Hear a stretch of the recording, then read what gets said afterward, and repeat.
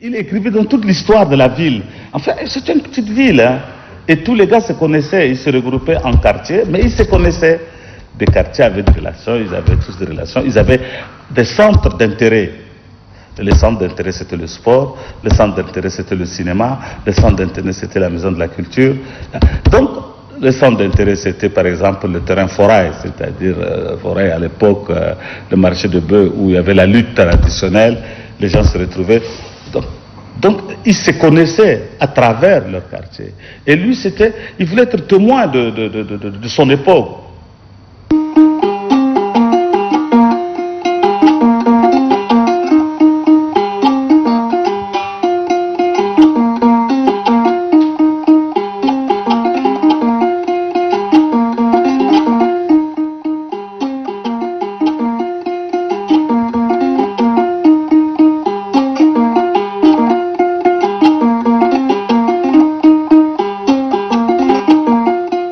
Mon papa s'appelle Maman Moustapha, Baba Moustapha. Il est né à Bogo en 1952 et est décédé en France, c'était en 1982, le 1er novembre 1982. Bon, mon papa avait effectué ses études primaires et secondaires à N'Djamena. Et après, en 1973, il a obtenu son bac série A4 avec une mention assez bien. Et il a fait ses études en France.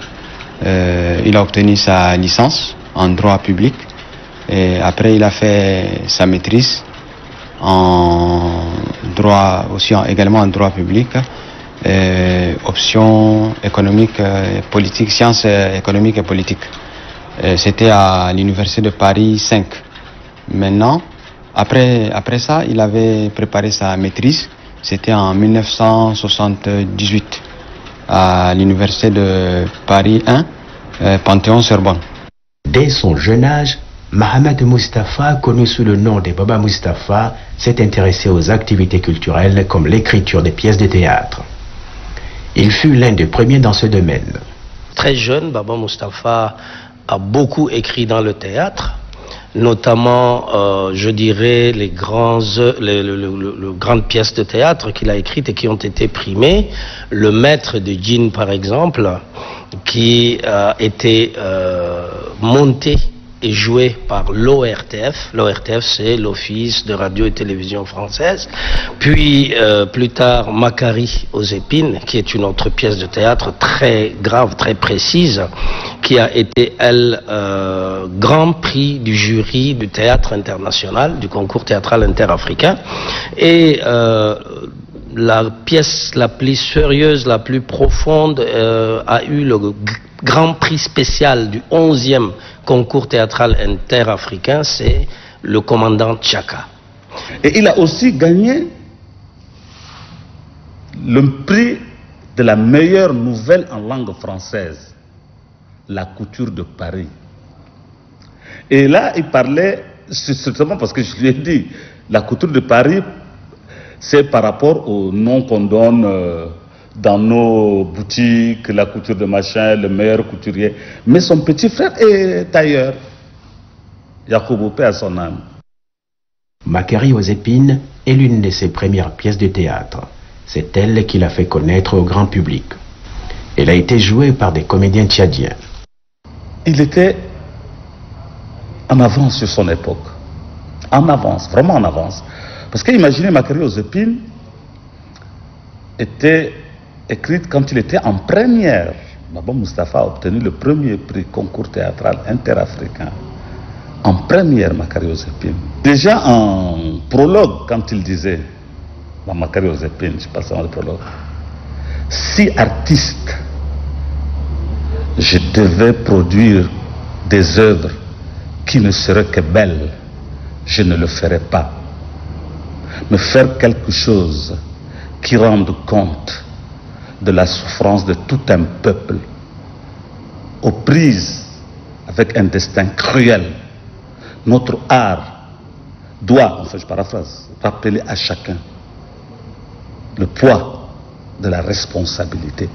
Imaginez un type en première de l'époque qui n'avait pas 18 ans, avait cette réflexion, alors que nous autres, en première, on cherchait les boîtes de nuit, on cherchait les booms. Faut que j'étais directeur adjoint de la culture et nous sommes rendus au Burkina Faso et nous avons joué Makari aux épines. C'était encore une pièce de Baba Moustapha.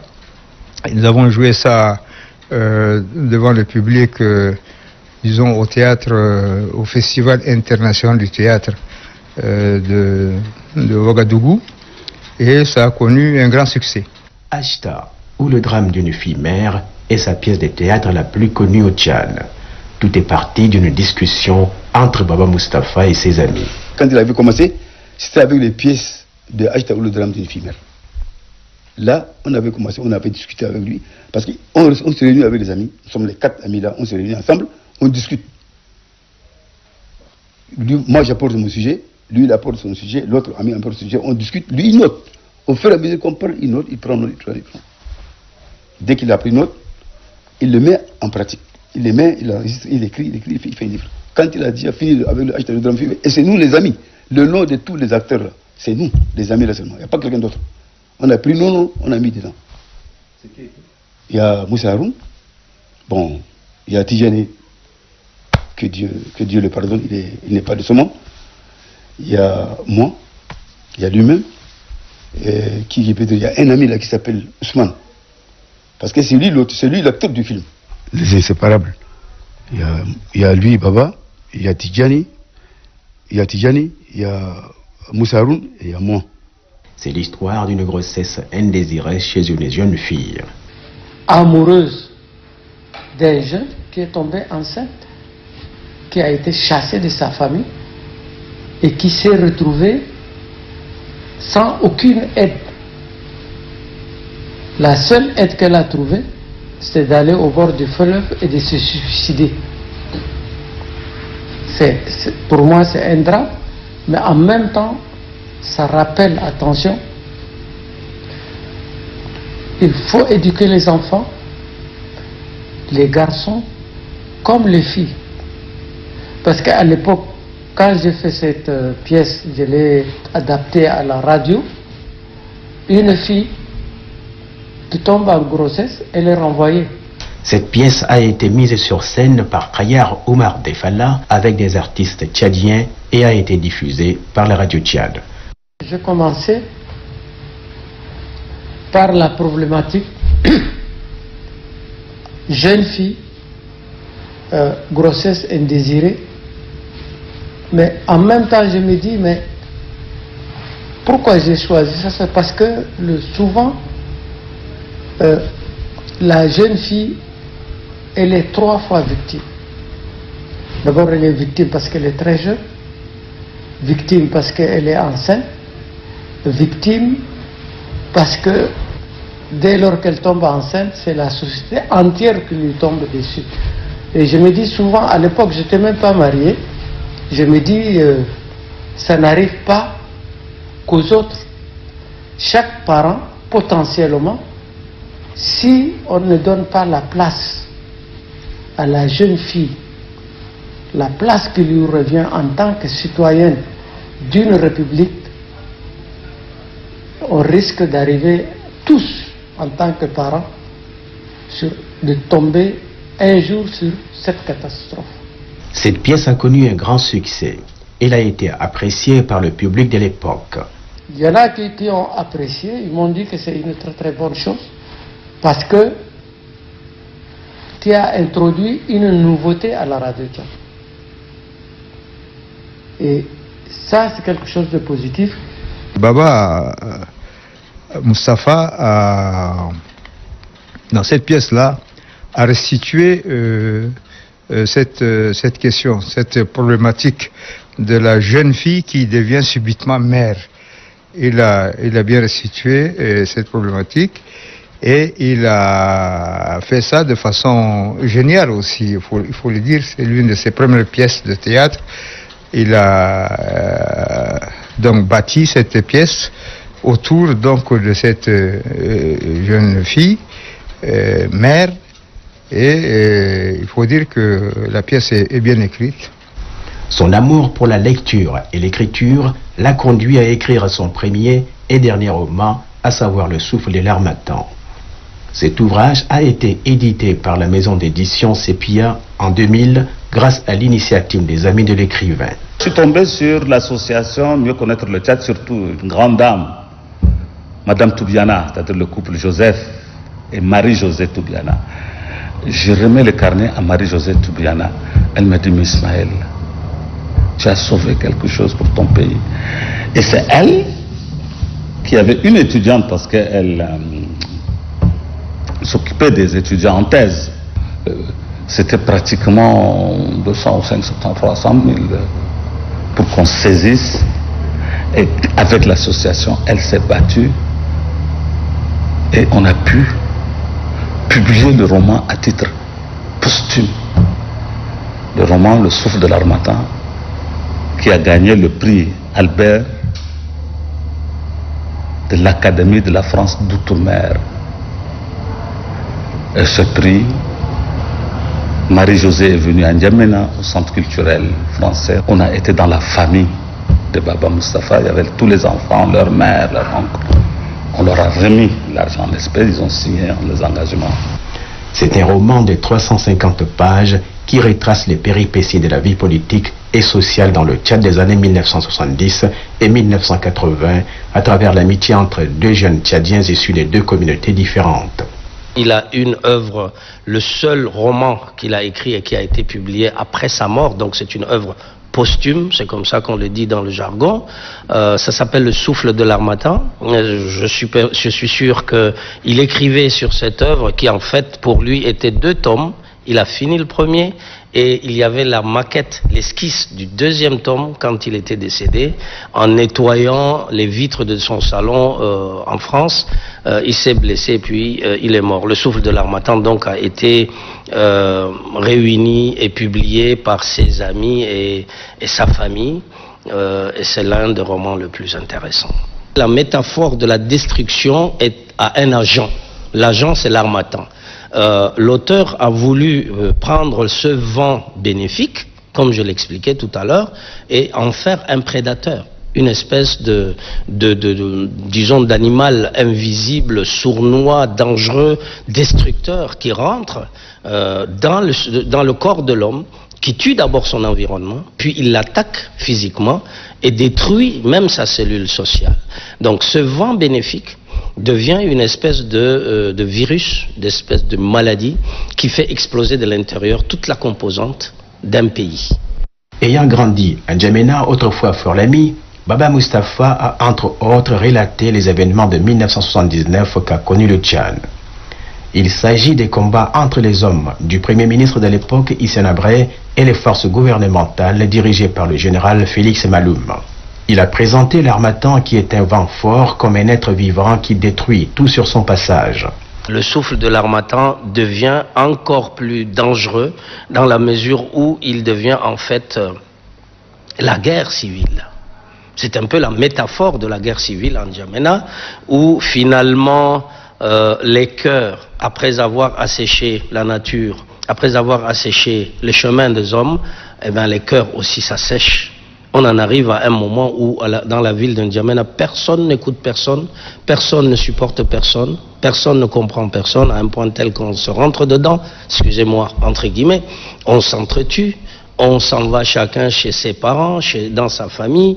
C'est en réalité le clanisme, le tribalisme et l'ethnisme qui ont été très souvent la gangrène dans notre pays. La trame de l'histoire s'articule autour des 3 principaux acteurs qui sont Haroun, sa sœur Zenabaye et son ami Ganda.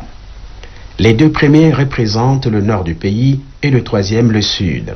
Haroun vivait avec son père et Ganda également. Le père de Ganda est médecin, vétérinaire et vous entendez très bien que l'onomastique, les noms des personnages prédestinent aussi à une espèce de dualité. C'est le personnage bicéphale du Tchadien en fait, le nordiste et le sudiste. Mais ce sont des gamins, on les a pris dans ce roman-là à la fleur de l'âge, des enfants au moment où ils n'ont pas de clivage à connaître, ni de séparation à construire, ni de refus de l'un ou de l'autre.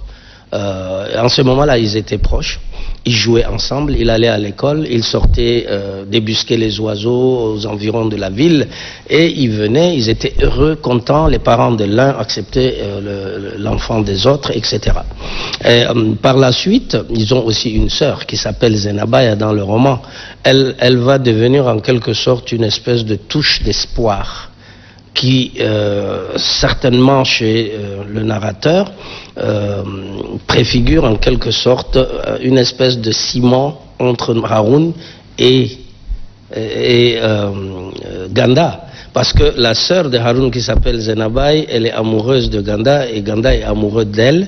Et cette histoire va, bon, c'est des petits amourettes d'enfance, c'est l'éveil des sens, c'est les sensibilités premières. Je connais cette fille, je l'aime elle-même, mais ce n'est pas quelque chose qui va plus loin. Et en fait, même dans le cadre du roman, ça devrait être un amour qui visait un au-delà, d'après la débâcle du souffle de l'Harmattan.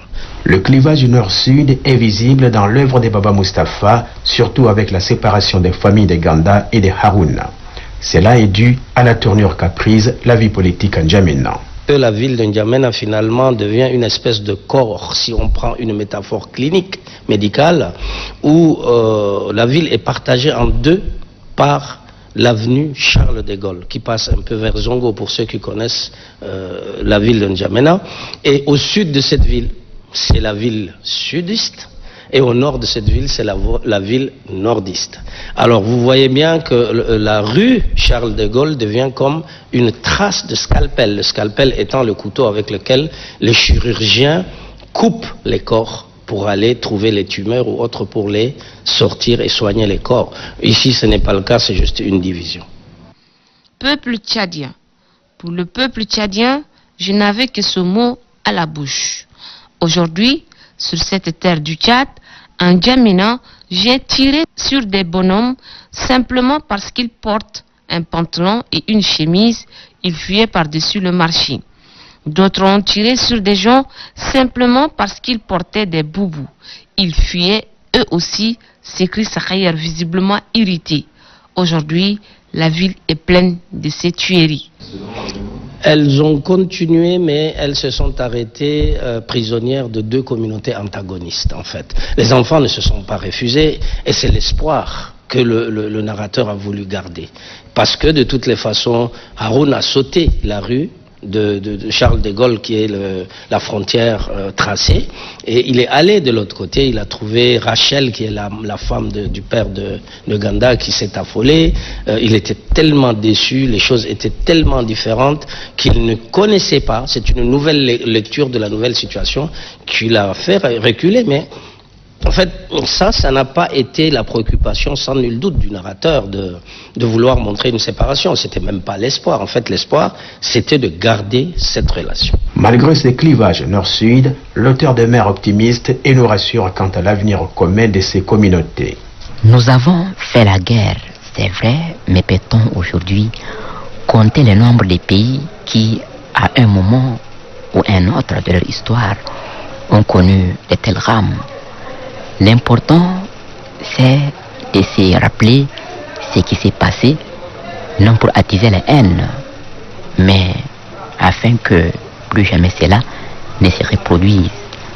L'important, c'est de retenir la leçon et se dire qu'il en est des jeunes nations comme de ces enfants qui apprennent à marcher. Ils trébuchent, ils tombent, mais pour se relever plus fort, plus droit. Je sais que tu reviendras un jour, mon ami Kanda. Et ce jour-là, plus rien ne pourra plus jamais nous séparer. Dans cette œuvre, l'auteur a été autant réaliste qu'optimiste. Parce que vous voyez bien que là, il y a une espèce de recherche presque chimique de tous les ingrédients de cette guerre. De tous les ingrédients, il est parti depuis la nature, c'est-à-dire la débâcle écologique d'abord. Il essayait d'expliquer que, au fond, ce qui est arrivé après le souffle de l'Harmattan qui a chassé les hommes de leur milieu naturel et arrivé en N'Djamena à créer la guerre et les a séparés, en fait, ceci est inhérent à la nature. C'est la nature elle-même qui est imprévisible et c'est la nature elle-même qui, peut-être cycliquement, produisait des situations de conflit, des situations d'explosion, des situations, etc. Donc il est resté toujours optimiste dans la mesure où Zenabaya est toujours resté quelque part dans son cœur, il y a un Ganda. Ganda a toujours une Zenabaya dans sa tête, sauf que l'objectif probable dans la trame du roman n'était pas seulement un mariage, c'était des enfants. D'abord, je le précise, c'est encore un amour d'enfant au niveau des éveils des sens, mais c'est vécu comme l'émanation de deux communautés antagonistes. Oser l'amour déjà, dans ce cadre-là, c'est nourrir un espoir encore difficile à tenir. Sur le plan de la sémantique, Baba Mustapha avait cette capacité de présenter l'harmattan comme un monstre destructeur. Et dans sa narration, il a opté pour un langage simple et compréhensible. Ce roman est écrit dans un style sobre, simple. Le vocabulaire est léger et compréhensible, c'est-à-dire il n'y a pas de recherche d'élitisme dans le sens ni dans l'image. C'est des choses qui parlent au commun des lecteurs. Et c'est vraiment formidable comme livre. Il est facile à lire. C'est le début du mois de juillet. Nous avons passé les BEPC avec succès, mon ami Ganda et moi. Chacun de nous a obtenu des surcroîts, une moyenne confortable pour passer en classe de seconde. Je me souviens encore de l'immense joie que nous avons ressentie à l'annonce des résultats.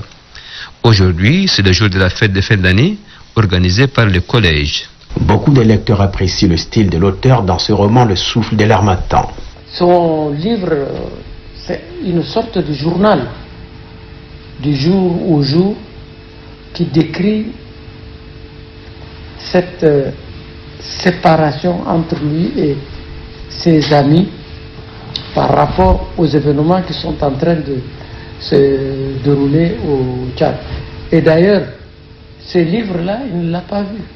Il l'a écrit, il l'a laissé, il est mort. C'est après son décès que cette œuvre posthume a été éditée. Baba Mustapha est le seul écrivain tchadien qui écrit des textes sans prendre parti. Ça, vous n'allez pas trouver chez les autres auteurs. Vous prenez l'ensemble des écrivains tchadiens, quand il est du sud, il a une connotation qui a tendance à basculer vers là. S'il est du nord, il a tendance à... Or, Baba Mustapha est le seul écrivain tchadien qui ne prend pas un angle d'attaque. Il restitue les faits. Il écrit les choses telles qu'il voit. Avec un seul roman, Baba Mustapha est cité aujourd'hui parmi les classiques comme Joseph Brahim Saïd. On dit un artiste ne meurt jamais. La preuve, c'est qu'on aura beau faire, mais Baba Mustapha fait partie des classiques de la production littéraire du Tchad. Ils ne sont pas nombreux.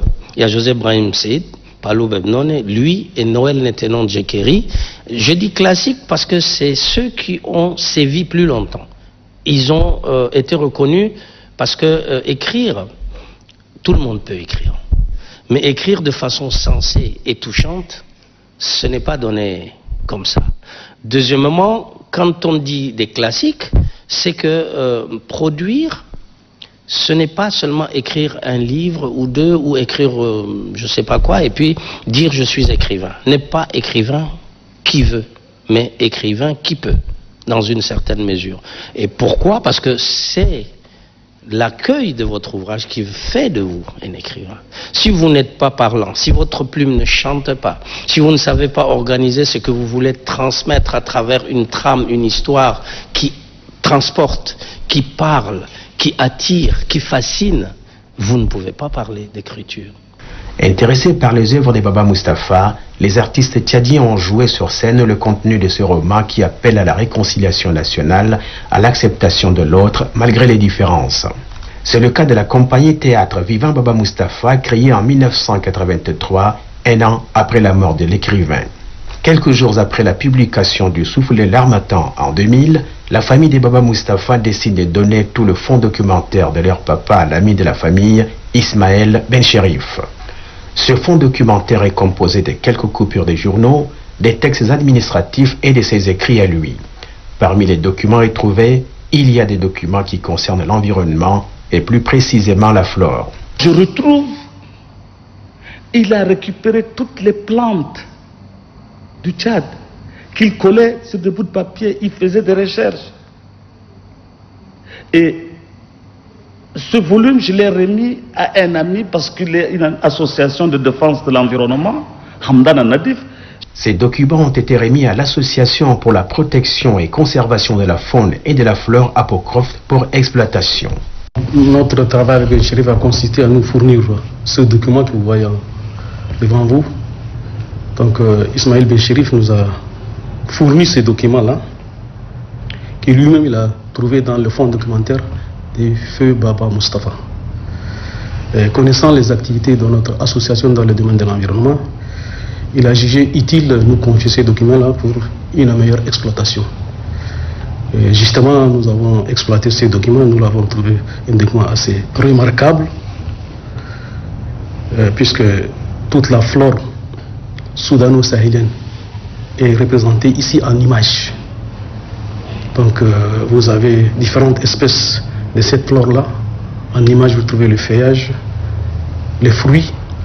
Et ce faisant, donc vous connaissez que le nom de telle ou telle espèce est là où elle pousse, etc. etc. Donc c'est le lieu également de remercier Ismaël Benchérif de nous avoir donné, de nous avoir mis à notre disposition ces documents qui, à notre avis, contribuent fortement à la connaissance et à l'identification des espèces de notre potentiel floristique. Ces documents-là, que nous avons intitulé Guide de la flore tchadienne établi par Baba Moustapha.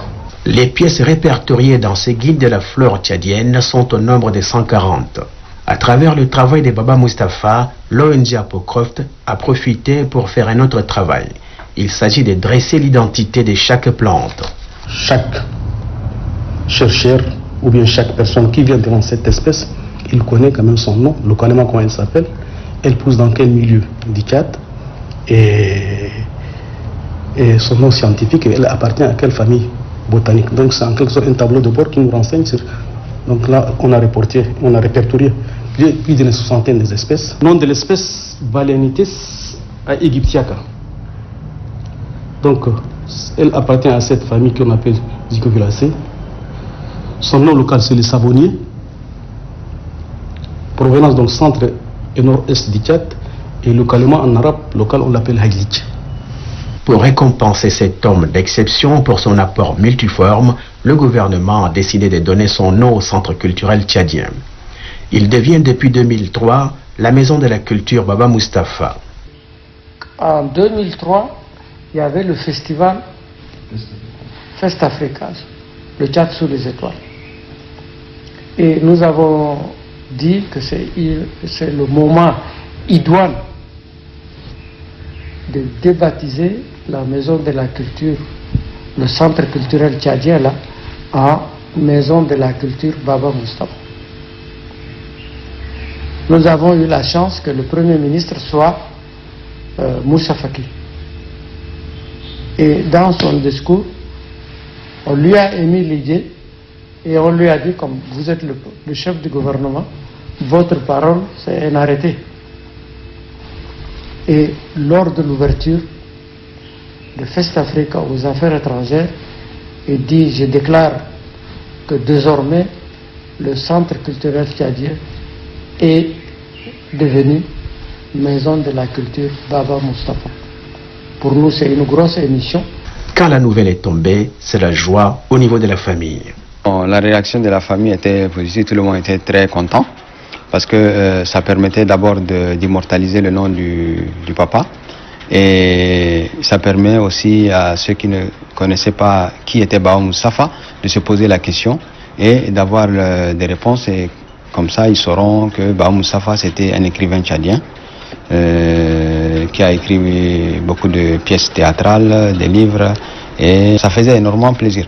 Et je me rappelle ma grand-mère quand elle était venue à N'Djamena, elle avait appris qu'il y avait une maison de la culture qui était, le nom était dédié à Baba Moustapha.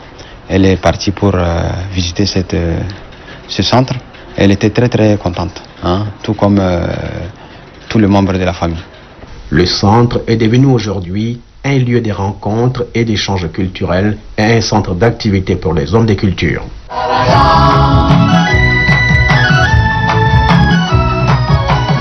Mais à peine je tourne mon dos, tu m'as trompé.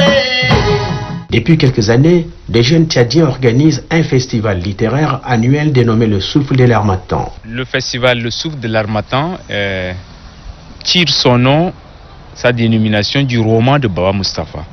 Son roman Le Souffle de l'Harmattan, publié à titre posthume, c'est un livre qui met en scène un certain nombre de nos réalités. Et au-delà de l'intrigue, c'est-à-dire de l'histoire que Baba Mustapha raconte, eh bien, il prône la réconciliation, le vivre ensemble. Et moi, en lisant ce livre, je me suis rendu compte que c'est un très bon livre. Il va falloir, à travers Baba Mustapha, essayer de pérenniser sa pensée. Et donc, ce festival vise simplement à mettre en visibilité la littérature tchadienne, qui a un corpus assez immense. On a de nombreux auteurs publiés, écrit des livres, de tous les genres. Et donc, il leur manque un cadre de retrouvailles, un cadre de brassage pour partager, ne serait-ce que partager leur passion de l'écriture. L'âne qui entre dans l'arène et dit: j'ai souvenance qu'en est près des moines passants, la faim, l'occasion, l'herbe tendre, et je pense, quelque diable aussi me poussant. Non. Allah c'est d'aller Achir. Allah c'est d'Achir. Zéréana, papa, mon père là. Ana la masabe lisana na ibas kalas. Ana ma akata mafi. Allah lik Allah, c'est d'aller Achir.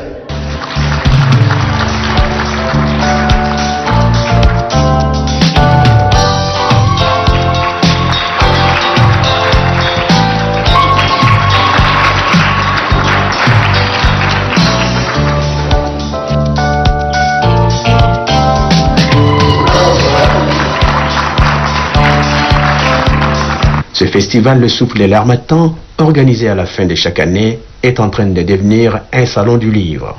Donc je crois que la pensée de Baba Mustapha à travers Le Souffle de l'Harmattan est en train de devenir un festival international de l'écriture, des auteurs du livre.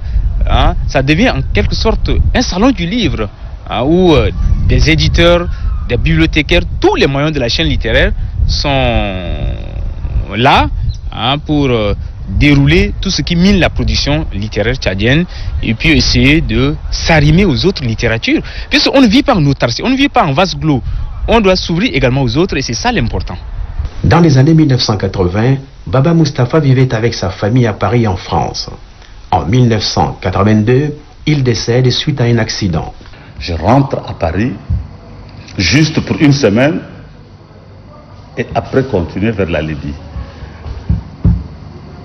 Dès que j'arrive, on me dit: ah, Baba Mustapha est gravement malade, il est à l'hôpital. C'était au Kremlin Bicêtre. Je devais voyager le lendemain. Il fallait absolument que je parte le voir. J'arrive à l'hôpital au Kremlin Bicêtre. Je demande, on me dit: non, il est en soins intensifs, c'est-à-dire en réanimation. On ne peut pas me laisser entrer.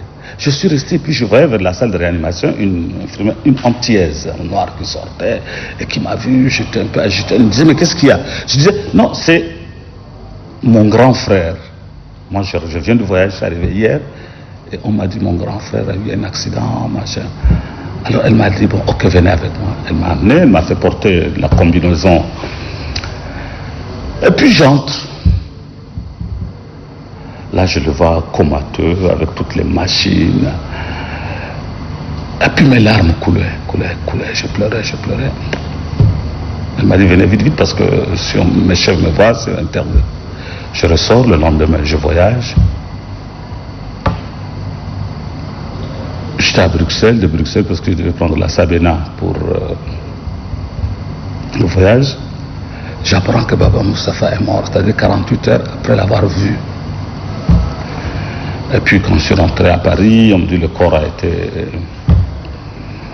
envoyé à N'Djamena. Donc 82, il est parti. Selon l'acte de décès établi par la mairie de Kremlin Bicêtre, Baba Mustapha est décédé le 1er novembre 1982. Il meurt à l'âge de 30 ans et laisse derrière lui une famille nombreuse, dont sa maman, Zenaba Boukar. Il a été enterré à N'Djamena au cimetière de Goudji Amralgos, au 2e arrondissement. Au total, nous sommes au nombre de 8, dont 4 actuellement qui sont en France. Il y a 2 qui sont aux États-Unis et nous 2, nous sommes là avec le petit frère. Homme public, Baba Mustapha laisse derrière lui beaucoup d'anecdotes et d'histoires qui se racontent autour de sa personne. Ce que je retiens, c'est quelqu'un qui aimait trop lire. Il avait toujours un bouquin, il étudiait, il lisait. Et je me rappelle d'une histoire qui s'est passée en France, quand on était petit, dans un autre établissement.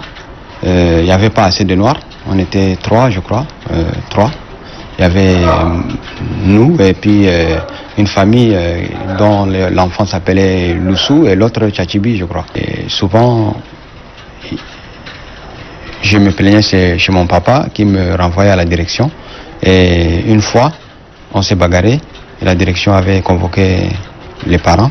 Et quand le papa était venu, alors il leur a fait savoir que souvent, moi je l'envoie vers vous, mais vous n'avez pas voulu décanter la situation. Et maintenant, voici, le problème a dégénéré. Et c'est maintenant que vous nous avez convoqués et j'attendais ce moment. Et donc, il les a fait comprendre que non, si on nous a envoyé ici, c'est au même titre que les autres. Et le problème de couleur ne devait pas se poser et que prochainement, ça ne devait pas se répéter. Baba était plus petit que nous, mais il n'était pas moins notre ami aussi. Il était quelquefois dans le sérail de notre amitié. Et Baba, je l'ai connu comme quelqu'un, je garde l'image de quelqu'un qui avait toujours un bouquin en main, qui avait toujours un roman. Et c'est ce qui a fait de lui d'ailleurs le grand écrivain qu'il était. Baba avait toujours un livre, il lisait systématiquement. Tout le temps, il a les bouquins, des livres en main. Il n'y a pas de jour où tu le trouveras tenir un livre en main. Il prend les livres, il les lit, et souvent il va au marché, il achète tous les livres, toutes les qualités de livres, soit le roman policier, soit ici, il achète des livres, il les lit constamment. Même s'il mange, il a l'autre main dans la boule, mais il prend le bouquin, il est là, il est en train de dire. Avec son livre Le souffle de l'Harmattan, Baba Mustapha entre dans le cercle des écrivains à titre posthume. 35 ans après sa mort, cette mémoire inconnue est aujourd'hui connue. Baba reste et demeure un homme exceptionnel. Un homme qui a de l'amour, amour pour son pays, un homme qui aime la paix et un grand narrateur de l'histoire de Fleur-Lamy. On a perdu un grand homme. Non seulement il a la plume, mais c'était un grand homme dans le sens noble du terme, un grand intellectuel. J'ai dit paix à son âme.